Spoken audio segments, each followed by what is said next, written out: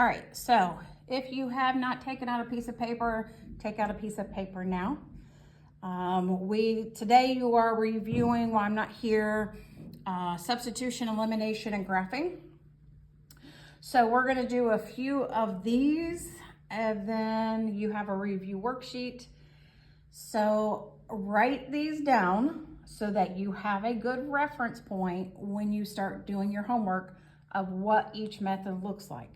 Because remember, for substitution, we want to solve for a variable that has a coefficient of 1, but in elimination, we need to eliminate a variable, and then graphing, we need to put them both in slope-intercept form.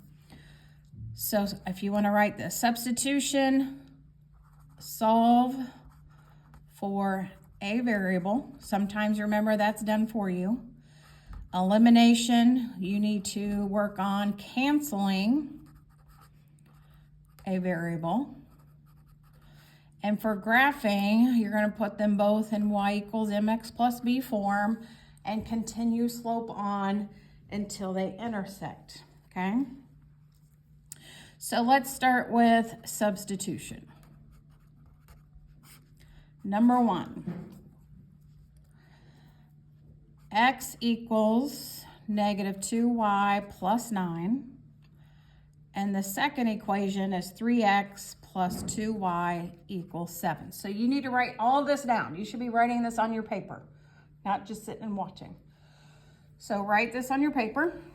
So the first two we're going to do is by substitution. So the first thing we need to do with substitution is solve for a variable. Is that done for you here? Do I have a variable solve for? Yes, right here, this x. So we're going to take what is equal to this x in the first equation and plug it into the second equation. So now this stays the same except for the x. So it's 3 parentheses. Instead of x, we're writing what's equal to x. And then everything else stays the same. Plus 2y equals 7.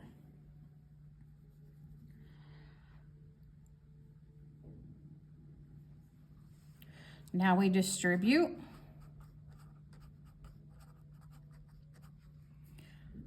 Combine like terms, so negative 4y plus 27 equals 7. Subtract 27, negative 4y equals a negative 20, and y equals 5. Again, once I get that first variable, I always plug it into an order pair because I know my final answer is an order pair. So now the question becomes, do I want to plug this into the first or the second? And most of you say the first here. So x equals negative 2 times 5 plus 9. Well, negative 2 times 5 is negative 10 plus 9 equals negative 1.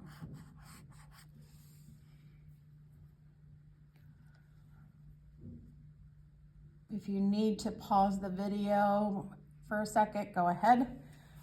If you guys are all ready for number 2, we'll look at number 2 together. Okay, I'm going to help you get number 2 started, and then we'll pause the video for you to finish it. We'll see if we get the same answer.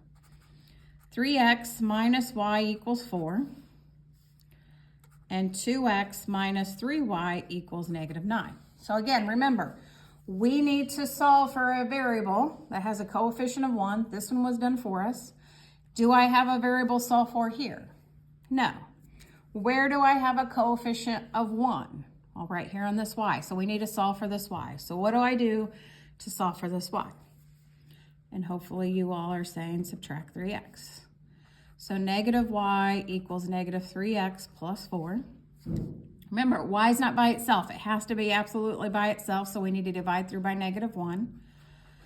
So y equals 3x minus 4. So since we solved the first equation for y, we're going to take what's equal to y and plug it into the second equation. So at this point, I want you to pause the video and see if you can go through the process and get the correct x and y. You should not get a fraction for x or y. So go ahead and pause the video. And hopefully you got the answer of 3, 5 now that you've unpaused it. So again, I took what was equal to y, plugged it into the second equation. So 2x minus 3, instead of what we're writing for y, it's 3x minus 4, because that's what y equals negative 9. Distribute, don't forget a negative and a negative is a positive 12. Combine like terms, and once you solve, you get x to be 3. So as always, I asked, do we want to plug 3 into the first, second, or the one we changed? And most of you always chose the one we changed. So then you get the order pair 3, 5. Okay, now we're going to do elimination. So elimination, remember, this is where we want to cancel a variable. So number 1 is 2x plus y equals 0. 5x minus 4y equals 26. So we have to go through our questions. First, are the two equations aligned? Yes, they are here. Can I add these two equations together and make a variable cancel? No. Can I multiply through by negative 1 and make a variable cancel? No. Do I have a coefficient of 1 somewhere? Yeah, I have a coefficient of 1 right here. Well, what will cancel out with this negative 4? Hopefully you all are saying a positive 4. And we can do that as long as we multiply the entire equation. Some of you are forgetting to multiply the entire equation. So when I distribute here, it's 8x plus 4y equals 0, because 4 times 0 is 0. Again, I leave the second equation alone. Now from here, I want you guys to pause the video. You guys finish this problem. Now that you've unpaused, hopefully you got the order pair of 2, negative 6, because once we add these two equations together, we get 13x, the y's cancel, equals 26. We divide by 13x equals 2. Most of you choose the first equation to plug it back into, so 2 times 2, because that's what x equals, plus y equals 0. And when you solve, you get y to be negative 4. All right, I'm going to help you start number 2 and then let you finish. 3x plus 4y equals 6, and 5x plus 2y equals a negative 4. So we have to understand there are multiple ways to do this problem, and they're all right, and we all get the same answer. Regardless of which way you cancel or whatever you cancel, we should all get the same answer. So first question, are the two equations aligned? Yes. Can I add the two equations together and make a variable cancel? No. Can I multiply through by negative 1 and make a variable cancel? No. Do I have a coefficient of 1 somewhere? No. So this is where I said, choose the x's or y's. Some of you always just chose the x's, and you would flip the coefficients. So you would bring 3 down here, 5 up here, and make one of them negative. That always works. And I told you the day that you asked about that, that will always work. Is it always the easiest? No, but it always works.